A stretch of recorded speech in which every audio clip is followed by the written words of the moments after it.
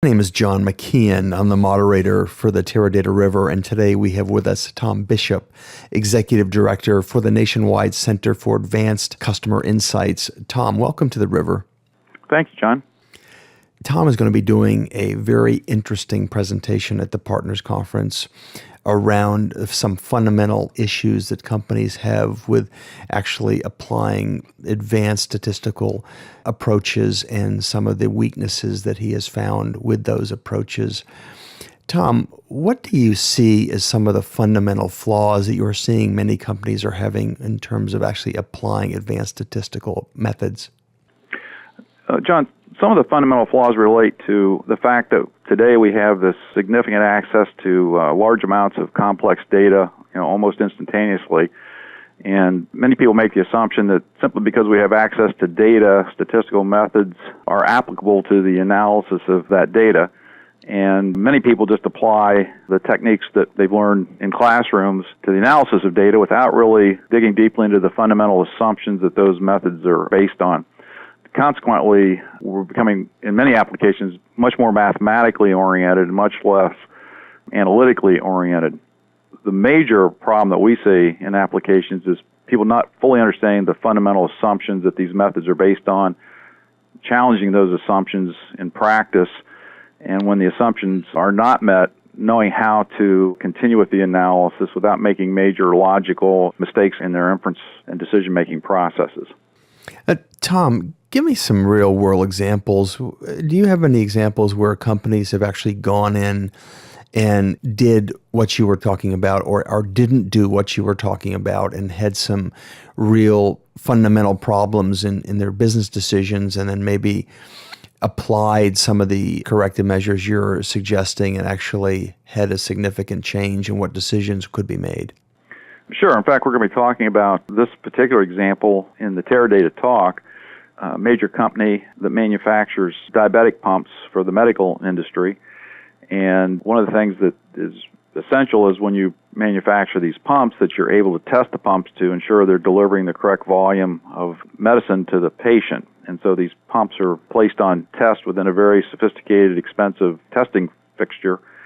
And this particular study was trying to determine whether or not the fixture produced measurements that were accurate and precise enough to really identify unacceptable pumps before they were shipped out to the end user.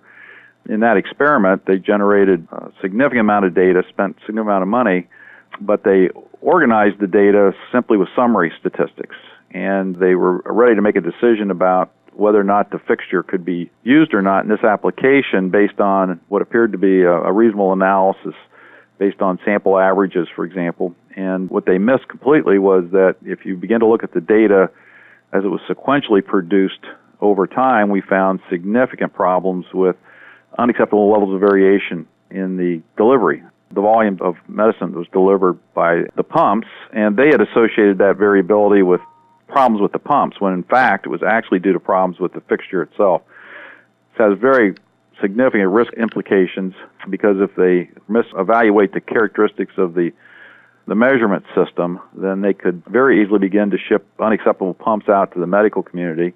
On the flip side, if they misunderstand and overestimate the variability with the fixture, they could very easily decide that the fixture needs to be replaced, and that costs up to several $1 million. And so in either case, if you make an error in misanalyzing the data, you have significant risks on either the cost side or the health risk side for patients. And so we're going to be talking about that particular example in the talk.